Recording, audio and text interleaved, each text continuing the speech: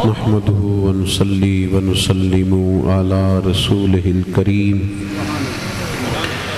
أما بعد أعوذ بالله من الشيطان الرجيم بسم الله الرحمن الرحيم ألا إن أولياء الله لا خوف عليهم ولا هم يحزنون الذين آمنوا وكانوا يتقون صدق الله العظيم وصدق رسوله النبي الكريم الأمين ونحن على ذلك لمن الشاهدين والشاكرين والحمد لله رب العالمين قال الله تبارك وتعالى في شان حبيبه إن الله وملائكته يصلون على النبي يا أيها الذين آمنوا صلوا عليه وسلموا تسليما اللهم صل على سيدنا ومولانا محمد معدن الجود والكرم وآلہ وصحبہ وبارک وسلم۔ سارے حضرات درود شریف پڑھیے۔ الصلاۃ والسلام علیک یا رسول اللہ وعلی آلک واصحابک یا حبیب اللہ۔ حمد و صلاۃ کے بعد انتہائی عزت و تکریم کے لائق حضرات، علماء کرام، سادات کرام، مشائخ، نہایت قابل صد احترام بھائیوں، دوستوں، بزرگوں، عرس مقدس کی خوبصورت تقریبات میں اللہ تعالیٰ نے ہم سب کو حاضری کا موقع عطا فرمایا ہے۔ اللہ تعالیٰ اخلاص کی توفیق عطا فرمائے۔ ہم سب کا یہاں بیٹھنا عقائد کی پختگی، اعمال کی درستگی اور ہمارے گناہوں کی معافی کا سبب بنائے۔ قرآن مجید میں اللہ تعالیٰ نے فرمایا کہ الا ان اولیاء اللہ لا خوف علیہم ولا هم یحزنون۔ فرمایا خبردار، بے شک جو اللہ کے دوست ہیں، جو اللہ کے ولی ہیں، ان پر نہ کوئی خوف ہوگا نہ وہ غمگین ہوں گے۔ کون ہیں یہ لوگ؟ تعریف کیا ہے؟ صفات کیا ہیں؟ تو فرمایا الذین آمنوا وکانوا یتقون، وہ لوگ جو ایمان لائے اور جنہوں نے تقوی اختیار کیا۔ سب سے پہلے تو یہ سمجھ لیں کہ اولیاء اللہ، اس کا مطلب ہوتا ہے اللہ کے دوست۔ اللہ کا ولی اللہ کا دوست ہوتا ہے۔ نظریاتی طور پر، فکری طور پر تصور جو بنایا جاتا ہے ہمارے ہاں پیری مریدی کا، تصوف و طریقت کا، اس کو اس لفظ کے معنی اور مفاہیم کے اندر صحیح طور پر سمجھ لیں اللہ کا دوست۔ اللہ کا ولی جو ہوتا ہے وہ اللہ کا دوست ہوتا ہے۔ اس کی ترجیح کبھی بھی دنیا داری نہیں ہوتی، اس کا مزاج کبھی بھی مال دولت جمع کرنا نہیں ہوتا، وہ دوست ہی اللہ کا ہے۔ اس کا کسی بھی ایسی چیز سے، کسی بھی ایسے معاملے سے کوئی لینا دینا نہیں ہوتا جس کے اندر کے محسوس ہو کہ دنیا داری چھلکتی ہے۔ وہ ترجیحی بنیادوں پر اپنے رب کو راضی کرتا ہے۔ نبی پاک صلی اللہ تعالیٰ علیہ وسلم نے بھی ارشاد فرمایا، کریم فرمانے لگے اللہ کا ولی وہ ہے جسے دیکھ کے اللہ یاد آئے۔ ایسا نہ ہو کہ اس کا بنگلہ دیکھیں تو کچھ اور یاد آئے، اس کا آنا جانا دیکھیں، پروٹوکول دیکھیں، اس کا طرز زندگی دیکھیں، اس کے معاملات دیکھیں تو انسان کے ذہن میں کچھ اور چیزیں جنم لیں۔ فرمایا اللہ کا ولی وہ جسے دیکھو تو یاد کون آئے؟ اللہ۔ شارحین حدیث کہتے ہیں اس کا مطلب یہ ہے کہ تم اس بندے کے پاس بیٹھو گے تو تمہارا دین پر عمل کرنے کو جی چاہے گا۔ اللہ کا ولی وہ کہ اس کی بات سنو گے تو تمہارے نیک اعمال کے اندر پختگی آئے گی۔ اللہ کا ولی وہ کہ جب تم اس کے قریب جاؤ گے تو تمہارے عقائد مضبوط ہوں گے۔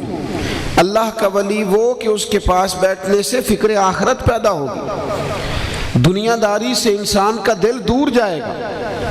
اللہ کا ولی، اللہ کا دوست، اس کی ترجیح کبھی بھی لوگ نہیں ہوتے، اس کی ترجیح کبھی بھی مال نہیں ہوتا، اس کی ترجیح کبھی بھی اقتدار نہیں ہوتا، اس کی ترجیح کبھی بھی بہت زیادہ رش ڈالنا نہیں ہوتا، اس کی ترجیح کبھی بھی اپنے نام کی تشہیر اور ذاتی شہرت نہیں ہوتی۔ دوست ہی اللہ کا ہے، ہر حال میں، ہر صورت میں وہ اپنے رب کو راضی کرنا چاہتا ہے۔ تو سب سے پہلے تو اسی پہلو پر ضرور غور فرمائیں کہ ہم جب کسی طرف بڑھ رہے ہیں، ہماری عقیدتوں کا جب کوئی محور بن رہا ہے اور ہم جب کسی طرف اپنی محبت کا رجحان کیے ہوئے، تو ہمیں سب سے پہلے تو اسی بات پر ہی غور کر لینا چاہیے۔ میرے بھائی، اگر آپ سارے موبائل ہی چلائیں گے تو تقریر کس کو سنانی ہے؟ محفل کے بڑے آداب ہوتے ہیں، اللہ تعالیٰ آپ کو جزائے۔ اور پھر یہ تو عرس پاک کی محفل ہے، اور زیادہ ادب کا مسئلہ ہے۔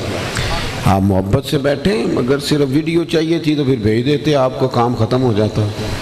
ہم تو سامنے آئے بیٹھے ہیں نا، تو ڈائریکٹ بات چیت کریں ہمارے ساتھ۔ اللہ آپ کو سلامت رکھے۔ اور تھوڑی تقریر کرنے والے آدمی ہیں، جلدی بات سمٹ جائے گی۔ اللہ تعالیٰ مہنگے مہنگے موبائل دے، پر کبھی کبھی جیبوں میں بھی رکھنے چاہیے، کوئی نہیں فرق پڑتا۔ عزیز دوست، جو بات عرض کرنے لگا ہوں اس پر غور کریں گے۔ اللہ کا ولی اللہ کا دوست ہوتا ہے۔ تو ہم جب کسی طرف اپنی عقیدت کا رجحان کرتے ہیں تو سب سے پہلے یہ دیکھ لیا کرو کہ اس بندے کے پاس بیٹھنے سے اللہ رسول بھی یاد آئیں گے کہ نہیں۔ وہاں جائیں گے تو کیا ہمارے دل کے اندر کوئی بات دین کی بھی پختہ ہوگی کہ نہیں؟ کچھ فکر آخرت بھی نصیب ہوگی وہاں جانے سے، کچھ ہمیں دینداری بھی میسر آئے گی؟ سب سے پہلے یہ دیکھو۔ اور پھر جو اللہ کے دوست ہیں، پتہ رب انہیں دیتا کیا ہے؟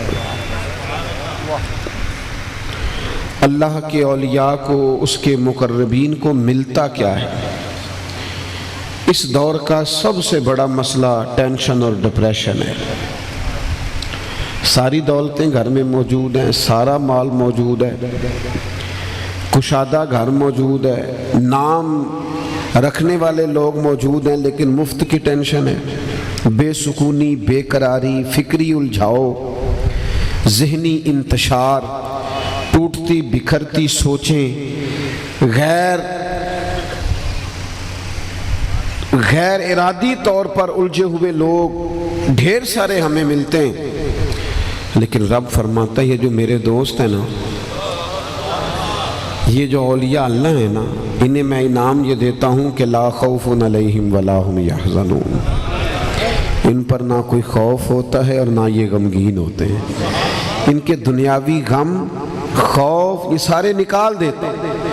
اگر انہیں کوئی ڈر خوف ہوتا ہے تو اللہ کا، باقی وہ خوف سے، حزن سے، بے نیاز سے لوگ، سادے سے لوگ، ٹینشنوں سے دور، کیونکہ دنیا داری کرنی نہیں، اتنی زیادہ آزمائش والا مسئلہ کوئی نہیں۔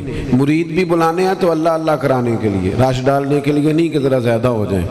اس لیے اس معاملے میں بھی بے نیازی، یہ جس طرح کی طریقت ہم دیکھتے ہیں نا، اللہ ماشاءاللہ اپنی آنکھوں سے، کہ وہ لکھنے اور دیکھنے میں نام تو بہت بڑا ہے، لیکن اس کی گہرائی میں اترے، قریب جائیں تو بعض اوقات وہ چیز میسر نہیں آتی، اللہ ماشاءاللہ۔ عزیز دوست، یاد رکھیے گا کہ اللہ کا ولی وہ جو بے نیاز ان چیزوں سے، اسے کیا لگے کہ مرید امیر ہے کہ غریب ہے، اسے اس بات سے کوئی غرض ہی نہیں کہ وہ چھوٹی گاڑی پہ ہے یا بڑی گاڑی پہ ہے، اسے کیا لینا دینا۔ اس کا تو مطمع نظر یہ ہے کہ کسی طریقے سے جو میرے پاس آیا ہے میں اسے اللہ رسول کا دروازہ دکھاؤں، میں اسے، وہ اس غم سے بے نیاز ہے، اس کا کوئی مطمع نظر ہی نہیں۔ حضرت بہلول دانا رحمت اللہ علیہ بیٹھے تھے تو ہارون رشید حج کر کے آ رہا تھا، بہت سارے لوگ اس کے نعرے لگا رہے تھے، آگے پیچھے ہو رہے تھے۔ اب تو خیر سے دیندار لوگ بھی جاتے بھی سٹیٹس لگاتے ہیں کہ میں نے احرام باندھ لیا ہے، اچھا بھلا سیانا آدمی، اور وہ آتے بھی۔ اب تو معافی بھی لوگ سٹیٹس پہ مانگتے ہیں کہ میں عمرہ کرنے جا رہا ہوں، کوئی غلطی ہو گئی تو معاف کر دینا۔ وہ ٹھیک ہے، پھر معاف کرنے والے بھی آپ کو سٹیٹس بھی معاف کر دیں گے۔ کیا مذاق ہے اپنے ساتھ، اس طرح کرتے ہیں کوئی سنجیدہ لوگ؟ کیا اس طرح وہ لوگ کرتے ہیں جن کی روحانیت ہوتی ہے، جو اللہ کو یاد کرنے والے ہو؟ یہ ان کا لب و لہجہ ہوتا ہے؟ وہ تو بچتے بچاتے ان چیزوں سے اپنا دفاع کرتے رہتے۔ تو ایک کونے میں بیٹھے ہیں حضرت بہلول دانا، تو ہارون رشید آ رہا ہے حج کر کے، بڑے نعرے لگ رہے ہیں اور بڑا شور ہو رہا اور بڑی باتیں ہو رہی ہیں۔ وہ لکھا ہے نا ایک بزرگ کا، صاحب رسالہ کشیریہ نے، کہ وہ کہتے ہیں میں حج کرنے جا رہا تھا، نفلی حج تھا میرا تیسرا، گھر میں بیٹھا تھا تو میری والدہ صاحبہ نے مجھے کہا کہ بیٹا ذرا، شیخ بھی تھا میں، حضرت بھی لوگ کہتے تھے مجھے، میری والدہ نے مجھے کہا پتر ایک پانی کا گلاس دینا۔ میرے دل میں خیال آیا کہ میں استاذ بھی ہوں، شیخ بھی ہوں، علامہ صاحب بھی ہوں، میری طرح کا کوئی زیادہ ہی بندہ کمزور تھا، کہتے ہیں مجھے خیال آیا اتنی ساری میرے پاس چیزیں، تو پانی کا گلاس تو چھوٹا بھائی بھی اماں کو پلا دے گا۔ کہتے ہیں میں نے چھوٹے بھائی سے کہا اماں کو پانی پلاؤ، اس نے پلا بھی دیا۔ جب وہ پانی لے کے آیا والدہ نے پی بھی لیا اور اس سے تھپکی بھی دی، تو میرے دل میں خیال آیا یار سینکڑوں میل مہینوں کا سفر کر کے نفلی حج کرنے جانا تیرے لیے آسان ہے، اور اٹھ کے اماں کو پانی پلانا تیرے لیے مشکل ہے۔ حج بھی کیتی جاندے ہو تے لو بھی پیتی جاندے ہو تے کھو کے مال یتیماں دا تے بھیج مسیتی جاندے ہو، پھٹ دلاں دے سیندے نہیں تے ٹوپیاں سیتی جاندے ہو، نفس تے چھری پھیر دے نہیں تے دمبے کیتی جاندے ہو، فرض پلائی بیٹھے ہو نفلاں نیتی جاندے ہو، او دسو تے سی بلے شانو ایک ہی کیتی جاندے ہو۔ فرماتے خیال آیا یار یہ یہاں تک جانا مشکل ہے اور اتنا لمبا سفر کرنا۔ فرماتے اسی وقت ارادہ چھوڑا، کہا حج نفل اس سال نہیں کروں گا، ایک پورا سال جم کے پہلے ماں باپ کی نوکری کروں گا، پھر آئندہ سال جاؤں گا آئندہ۔ وہ ہارون رشید لوٹ رہا تھا، بڑے نعرے لگ رہے ہیں بڑا۔ اب تو خیر سے میری طرح لوگوں کا بھی ہوتا ہے نا جی، وہ حضرت کا شاندار استقبال، پیر صاحب کا فلان جگہ والہانہ استقبال۔ بھائی پیروں فقیروں کو استقبال سے کیا لینا دینا؟ کیا ہے آپ جو کل تو آپ کہہ رہے تھے میں فقیری کا سبق پڑھاتا ہوں، کیا معنی ہے اس استقبال کا؟ آپ کو تو چھپے ہونا چاہیے تھا، آپ کا تو رنگ اور ہونا چاہیے تھا، لیکن روڈ پہ پیر چڑھ جائے تو پھر بھی جگہ نہ ملے گزرنے کی، اور وزیر چڑھ جائے تو پھر بھی جگہ نہ ملے، تو تیرا اور دنیا داروں کا فرق کیا ہوا؟ یہ تو کمزوری ہے۔ اس کو دیکھا نا جب نعرے لگتے تو حضرت بہلول دانا دور بیٹھے تھے، جو میں نے کہا نا لا خوف علیہم ولا هم یحزنون، یہ بڑے پروقار لوگ ہوتے ہیں، بے نیاز ہوتے ہیں۔ تو اس کو دیکھ کے حضرت بہلول دانا مسکرا رہے ہیں اور زیر لب مسکرا رہے ہیں۔ ہارون رشید کی اچانک نظر پڑ گئی تو چھوڑ چھاڑ کے نہ سارا استقبال حضرت کے پاس آ گیا، سلام لے کے کہنے لگا حضرت ہنس کیوں رہے ہیں؟ فرمانے لگے تمہیں کوئی اعتراض ہے کہ نہیں؟ آپ کا ہنسنا معنی خیز ہے، اس میں کوئی بات ہے بتائیں۔ فرمانے لگے ہنس اس لیے رہا ہوں کہ یہ جو تیرے نعرے لگا رہے ہیں انہوں نے تیرے سے پہلے بھی کئیوں کے لگائے ہیں اور تیرے بعد بھی کئیوں کے انہوں نے لگانے ہیں۔ تو کیسا آدمی ہے، کن چیزوں پہ راضی ہو رہا ہے؟ دنیا کے چند نعروں پہ، دنیا کے چند نعروں پہ راضی ہو رہا ہے؟ یہ تو پہلے بھی لوگوں کے لگاتے رہے۔ ہارون رشید کے دل پہ چوٹ لگی، لیکن دنیا دار الا ماشاءاللہ سمجھتے ہیں شاید سارے لوگ ہی پیسوں سے خریدے جا سکتے ہیں، کچھ لوگ انمول ہوتے ہیں، ان کی قیمت دے کوئی نہیں سکتا۔ ہاں سانو تخت ہزارے دی لوڑ کی نالے کی لگے شہر بمبول دے نال، اسی تے اپنی بال کے سیکنے ہاں، سانو کی لگے کسی اور دے نال۔ اس نے وہی دنیا داری وہی تیزی دکھائی، کہنے لگا بابا جی آپ کی بات بڑی شاندار ہے، کوئی حکم ہوا تو بتانا۔ یہی کہتے ہیں نا اکثر مالدار اقتدار والا، کوئی حکم ہوا تو بتانا۔ تو حضرت پھر ہنس پڑے، کہنے لگا آپ کیوں ہنسے؟ فرمانے لگے میں نے تو سمجھا تھا تو سیاںا بندہ ہے، تو بس اسی طرح ہی۔ فرمایا کیا مطلب؟ کہنے لگے تیرا رب کون ہے؟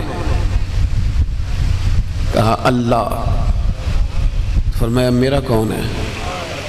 کہا اللہ۔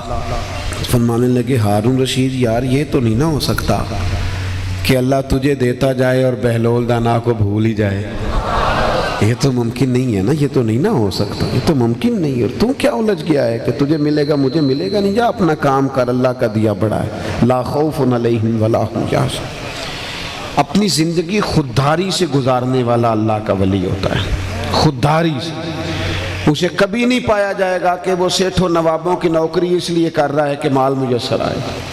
یہاں تو اتنا برا حال ہو گیا ہے کہ مذہبی اسٹیج کی بولیاں لگ رہی ہوتی ہیں، قاری کتنے میں ملے گا، نعت خواں کتنے میں ملے گا، خطیب کتنے میں ملے گا، چندے کیسے جمع کیے جائیں گے محفل کرانے کے لیے، کیا ماحول بنایا جائے۔ چھوڑ دیں یار، جب ہر چیز کے اندر آپ دنیا داری کو ڈھیل کے لے آئیں گے تو اس کا ذائقہ کیا رہ جائے گا، اس میں لذت۔ یہ تو بزنس ہے۔ حضور غوث اعظم تقریر کرتے تھے تو لوگ بندے گنتے تھے، آج کتنے شرابیوں نے توبہ کی، آج کتنے بے نمازی بنے۔ لوگ بندے گنتے تھے کہ آج کتنے۔ ہماری محفلوں میں لوگ گنتے ہیں اور 2 بندے اسٹیج پہ بیٹھ کے نوٹ گنتے ہیں، کھلا دیتے ہیں۔ کیا مزاج ہے، کیا ماحول ہے، کیا جناب اس کا اتار چڑھاؤ ہے، اور کیا خوبصورتی ہے۔ کن چکروں میں الجھ گئی قوم۔ لا خوف علیہم ولا هم یحزنون۔ اللہ کے بندوں کو نہ کوئی خوف ہے نہ غم۔ کون ہیں یہ لوگ؟ قوم اپنے اپنے حساب سے اولیاء اللہ کی تشریحات کرتی ہے۔ کوئی سمجھتے ہیں کرامات زیادہ ہوں، کچھ کا خیال ہے آستانہ زیادہ ہو، کچھ کا خیال ہے بڑی جگہ پہ سجادہ نشین ہو، کچھ کا خیال ہے کہ ذرا شہرت دبدبا زیادہ ہو، اپنے اپنے حساب سے۔ کچھ کا خیال ہے ذرا ڈانٹتا زیادہ ہو، وہ لوگوں کو چپ کرا دیتا ہو، بات نہ کرنے دیتا ہو۔ اپنا اپنا کرائیٹیریا۔ اللہ ماشاءاللہ، اللہ کے قرآن نے کہا ولی کون ہوتا ہے؟ الذین آمنوا، وہ لوگ جو ایمان لائے، وکانوا یتقون، اور جنہوں نے تقوی اختیار کیا۔ ایمان لائے، 2 باتیں۔ الذین آمنوا پہ 2 باتیں لکھی ہیں مفسرین۔ ایک یہ لکھا ہے کہ الذین آمنوا معنی یہ ہے کہ عقیدہ بالکل ٹھیک ہو۔ عقیدہ، ادھر دیکھو میری طرف، عقیدہ نہ رافضی ہو نہ خارجی ہو، بالکل کسی قسم کی لچک نہ دکھائے، کوئی کہانی نہ سنائے، کوئی کام نہ کرے۔ اللہ کے رسول کے ہر صحابی کا ادب کرنے والا ہو، اہل بیت نبوت کے در کا غلام ہو، کوئی نئی کہانی نہ سنائے، تحقیق کے نام پر کوئی تخریب نہ کرے، عقائد، نظریات، افکار سچے ستھرے ہوں، کبھی کسی قسم کی کوئی کمی نہ ہو، لچک نہ ہو۔ یہ کیا بات ہوئی کہ ذرا سی اس نے بات سنی اور وہ جھول دکھا رہا ہے، جو عقیدے اور نظریے کا بندہ ہی نہیں، وہ تو پورا مومن نہیں ہے۔ تو جو پورا مومن نہیں ہے وہ پیر طریقت کیسے بن جائے گا؟ پکے اور مضبوط نظریات۔ اور یاد رکھنا، انسان کے اعمال میں کمی ہو جاتی ہے لیکن اس کے نظریے میں کبھی کمی نہیں ہونی چاہیے۔ اعمال میں اپنے آپ کو، اور ایسے لوگ جو اکیلے بیٹھے تو کہانیاں سنائیں اور کہ نہیں جی وہ فلان جگہ بھی تو دیکھیں نا۔ بھائی عقائد اور نظریات کی بابت چیزیں طے ہیں، ان میں مزید کسی نئے شخص کی، کسی نئی سٹوری کی کوئی ضرورت نہیں ہے۔ وہ دور صحابہ سے لے کر حضرت مجدد الفسانی تک، وہاں سے لے کر فاضل بریلوی تک، حضرت پیر مہر علی شاہ صاحب تک، ہر چیز جب طے ہے تو پھر کسی نئی چیز کی ضرورت۔ عقائد اور نظریات کی پابندی رکھیں، مضبوط رہیں گے زندگی میں۔